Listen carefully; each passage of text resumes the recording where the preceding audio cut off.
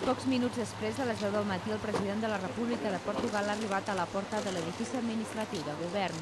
En aquest mateix punt l'esperava Jaume Bartomeu. Després de les salutacions, Cavaco Silva i Bartomeu s'han reunit durant uns minuts al despatx del cap de govern. Un cop acabada la conversa ha estat el torn dels honors. El president de Portugal ha signat el llibre d'or de govern, mentre que ell mateix ha estat l'encarregat de condecorar el cap de govern amb la imposició de la Gran Creu de l'Ordre de l'Infant Don Enric. La darrera part de la visita de Cavaco Silva a l'edifici administratiu ha estat dedicada a una reunió entre les dues delegacions, una trobada que ha tingut lloc a la sala del Consell de Ministres.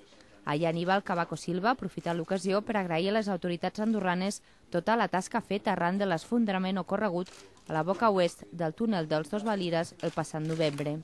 Per la seva banda, el cap de govern ha agraït al president l'esforç que fa la comunitat portuguesa per aixecar el país.